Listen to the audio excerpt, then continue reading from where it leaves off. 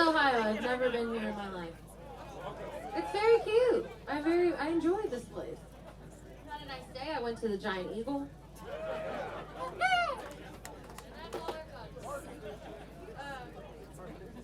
So in 2020, I was on tour with Core Blund, and we were out in Colorado, and we got. Oh, I'm so sorry about that. Sorry. We got the word that we had to go home because the shit had hit the fan, and there was a thing called a pandemic that was happening. So Jason and I were out there, and we were in the land of legal marijuana, and so we decided that we were going to stock up on a lot of it and white knuckle it back through Kansas and just pray to God the world didn't end. And if it did, we would just go out in a blaze. So it worked out, literally, it worked out good for Jason because he says that I'm a lot nicer to him when I'm high. So here's a song that I wrote about it. It's a true story.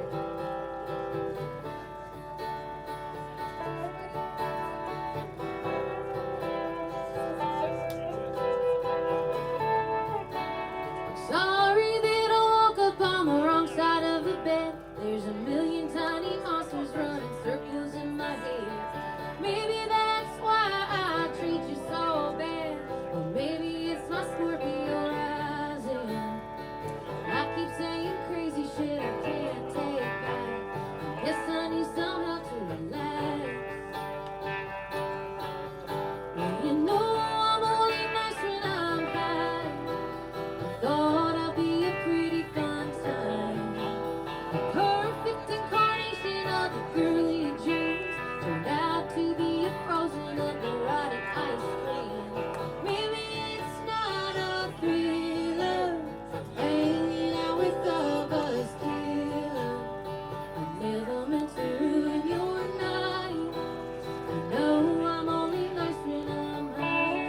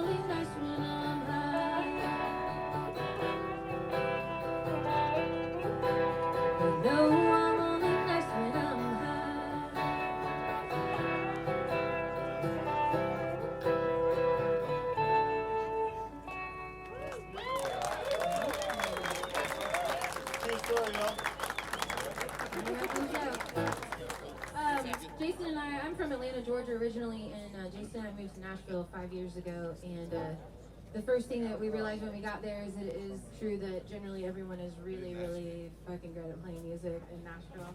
And it can be intimidating if you let it be, but we just decided that we had to work extra hard for it, and so this is another true story of what my life looks like, trying to make a living, playing music, to stand on a stage in front of wonderful people in Columbus, Ohio. This is called Hustle.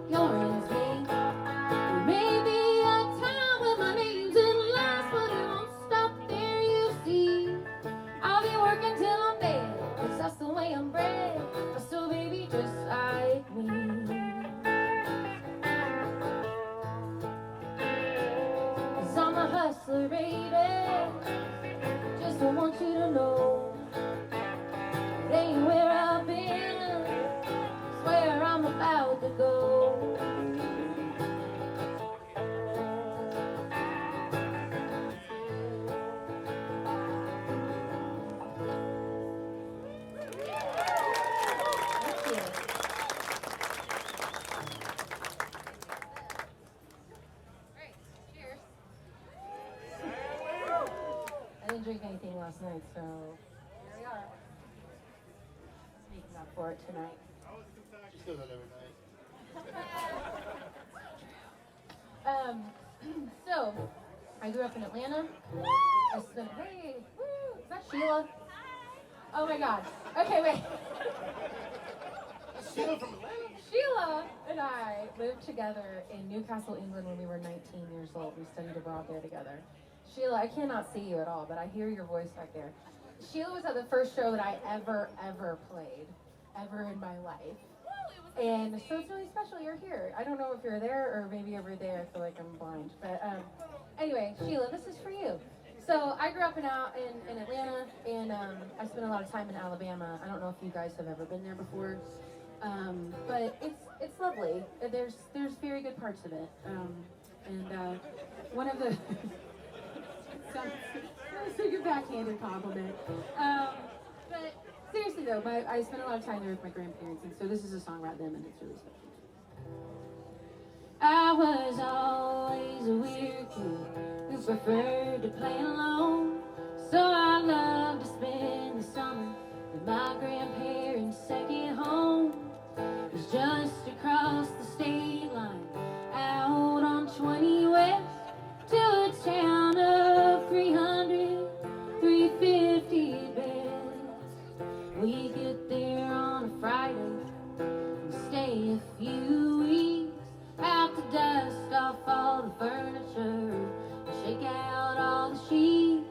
The front door slammed too hard, the tin roof always leaked. It might have been a dump to many, it was paradise to me. My grandma's making dumplings, singing, walking the floor. It felt like we're in a time machine.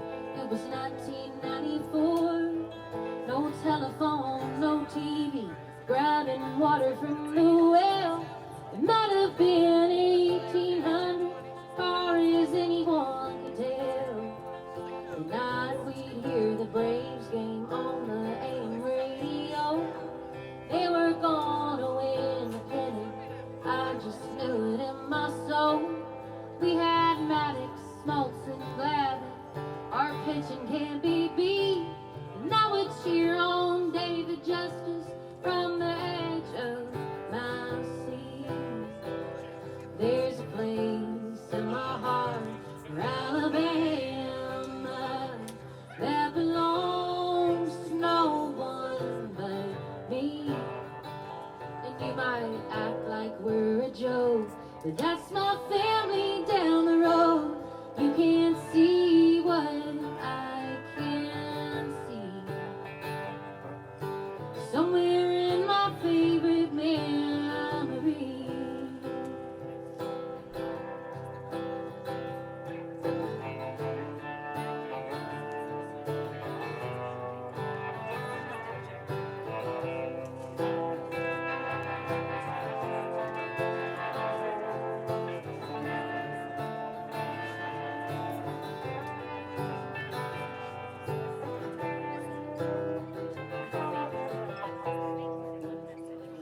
Warm wind blows through the window, curtains flutter in the breeze. I'm putting together a puzzle while I'm sitting on my knees. I'll swing out on the front porch where my feet can hardly reach. Fall asleep tonight to a cricket symphony. Walk down to the train track, put pennies on the rails.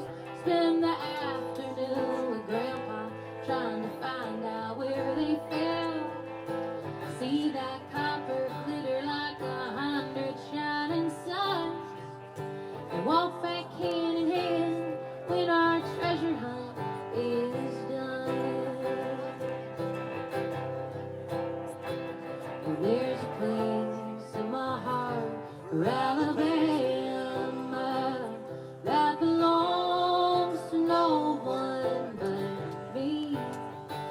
And you might act like we're a joke, but that's my family down the road. You can't see what I can see. Somewhere in my favorite memory. Somewhere in my favorite memory. Somewhere in my favorite memory.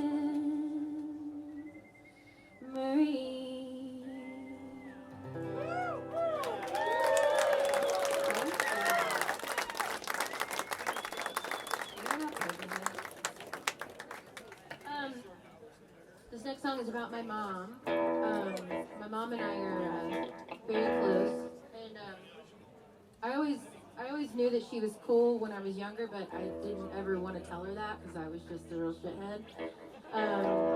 And she would tell me these stories about when she was 16, and my grandpa was a deacon of a Baptist church, and she would sneak out of her bedroom window and go hang out with Leonard Skinner and the Allman Brothers and Wet Willie and like all these Southern rock bands. She sure did.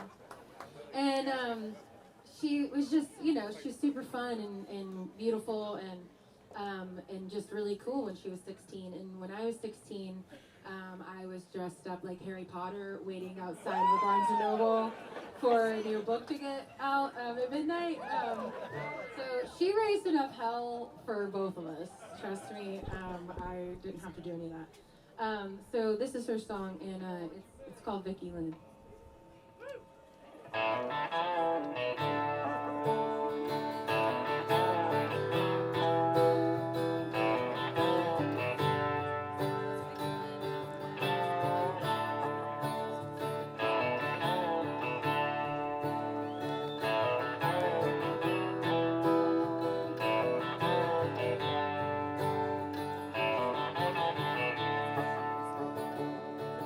She was born in the spring in a hospital room in Anderson.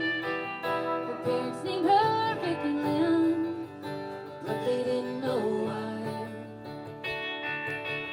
Doctors and the nurses told her mama that she might not make it. They said you better start praying for her to get through the night. Oh God, please save her, mama cried. Saved Vicky Lynn in 1955. Talkative and bright and not the shy type, she was growing. Before you know it, telling everybody what to do. Baby brother came and the family moved away to Birmingham. That's when she really began to show 'em her bad side too. Mama's worried but her daddy's full of pride. And Vicky Lynn in 1965.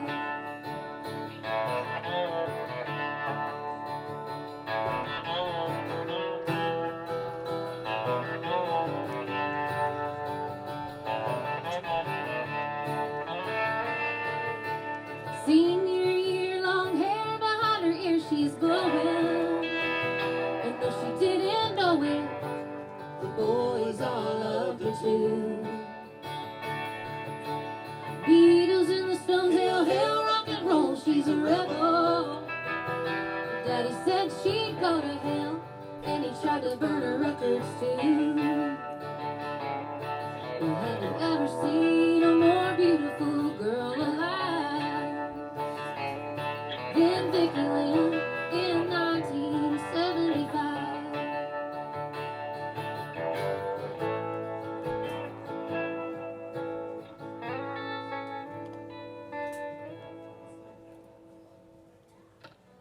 Broken divorce with a child to care for, she's a baby, raising a baby at 22. By the time she found peace with her boy on her knees, she had had it. So she moved to Atlanta to start over for a year or two. She met a man that he partied and gave love another try. She became my mama in 1985.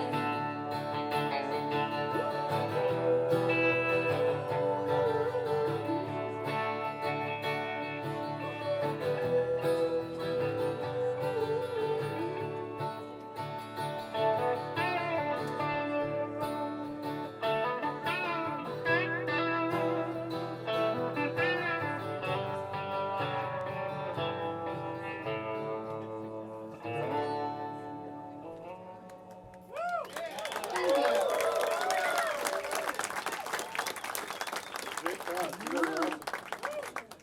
Sheila, did you ever meet my mom? Hi, Sheila. Damn. Well, you're really missing out. She's something else. So, there was a show that used to come on AMC called Mad Men. Did you guys ever watch that show? Yeah.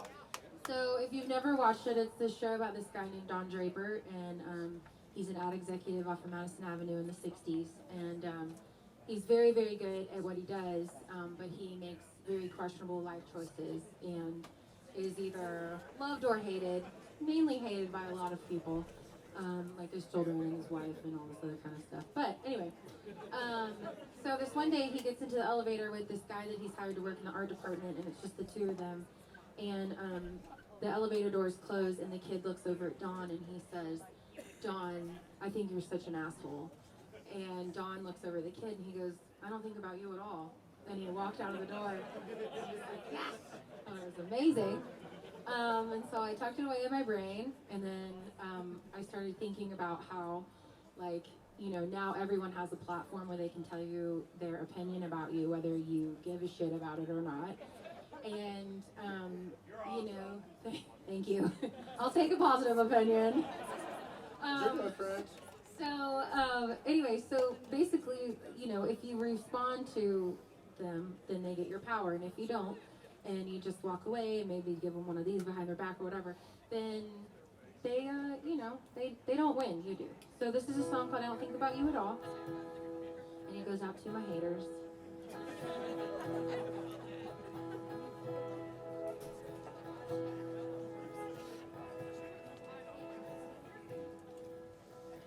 I'm sure you think that I'm crazy.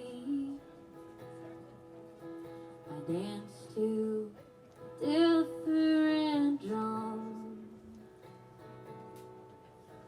and maybe you're right, and maybe sometimes I wonder, what have I done? But I'm quite alright in me. You must think a lot about you. And you think I'll cry, but I'm having a ball. I don't think about you at all. And you might think that you've got me pegged, and you might think that you know it all, but I wonder what you'd think if you knew. I don't think about you at all.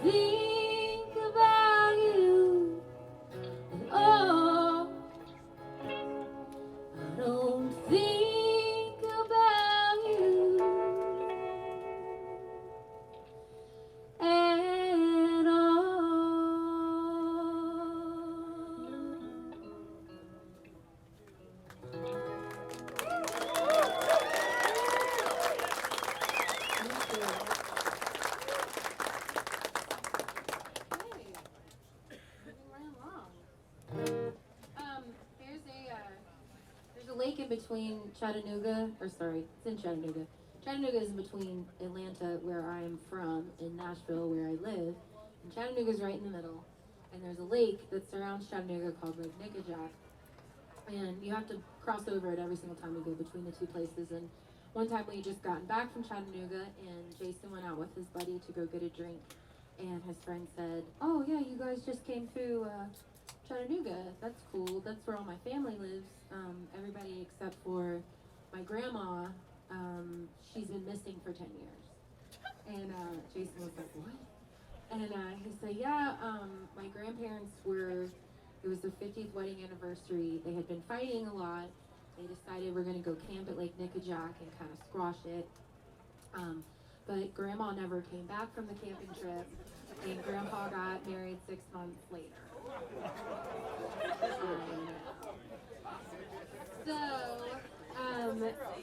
So it's a cold case, which, no.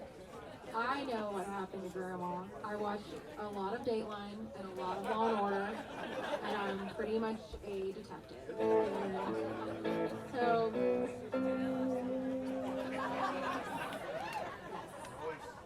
always on.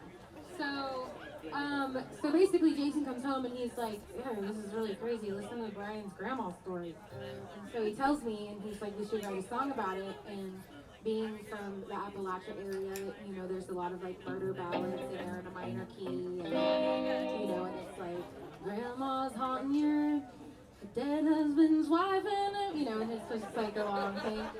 So I was like, why don't we write it in a major key so it sounds really happy, and we'll write it from Grandpa's perspective. And he was like, "You're crazy." So here's Barbara Jean in a major key, and it is sung from Grandpa's perspective. Buckle up.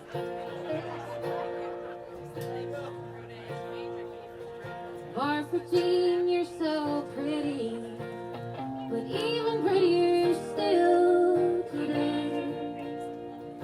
50 years of marriage deserves a getaway. I know that you're hurting. I know that I made your heart break. So let's put this all behind us at the bottom of the lake. Barbara Jean, ain't it strange the way things change? I thought that we would make it all the way. Barbara Jean, you should have seen the way your green eyes fade, and how your auburn hair flowed beneath the waves.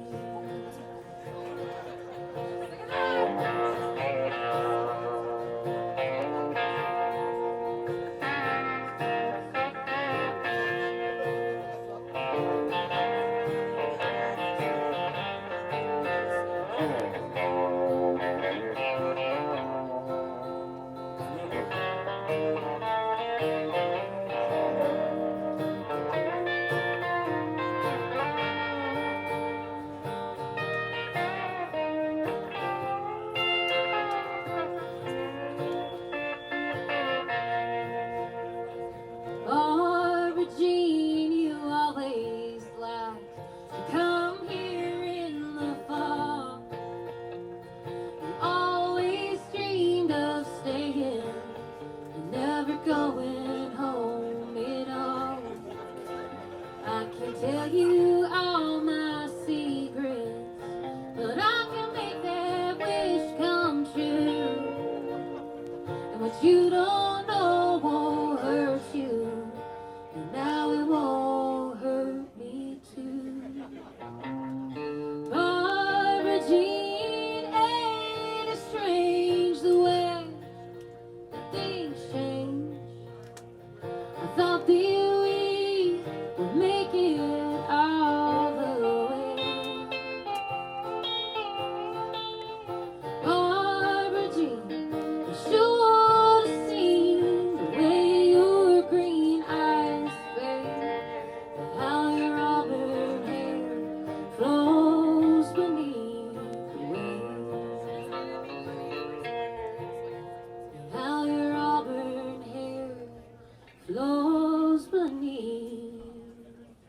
the way.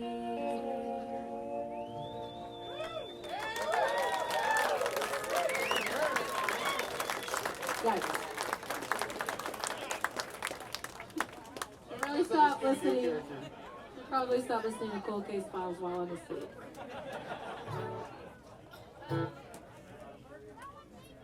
Okay, I think we're gonna do one more song. Thank you guys seriously so much. This has been amazing. Love it. Incredible. Maybe we just need to move here. I do think it's so cute. Okay, so. I'll be giving the shows and she hates it here. So, Oh. It's like, no. Okay, so Jason and I are married. We've been married for 12 years this year. And so, you know, we write songs together all the time. You know, we do everything together in this world and outside of music world and everything too. And in this particular time in our lives, I was not writing a lot of songs, and I didn't really want to either. And Jason was like, hey, he comes into the living room. I was playing a lot of video games at the time. I was really into gaming, which is like so not good if you want to be a singer and a songwriter for the rest of your life.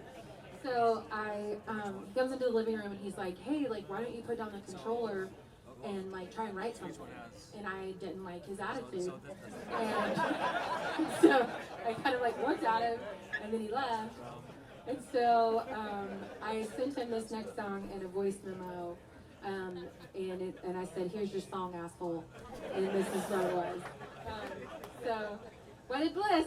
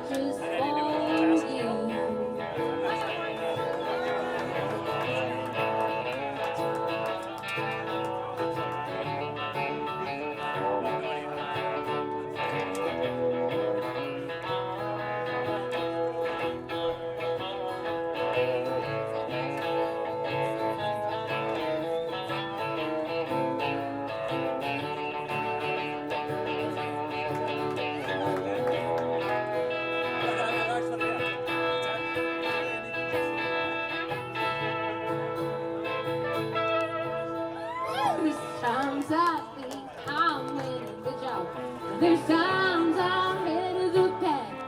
There's times I'm stomping the ground and bossing others around, telling everybody how to act. And all of a sudden it all gets quiet, and I run out of things to say.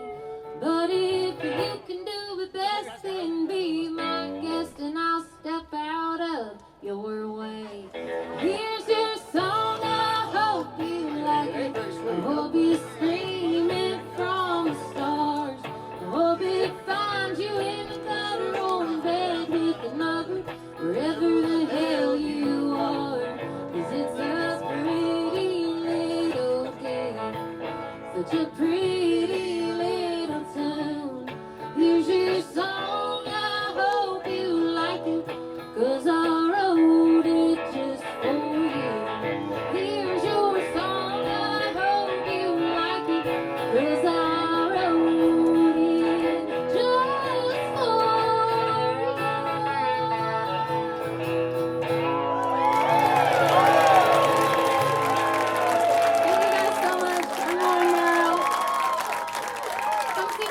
merch booth. I'll be here all night.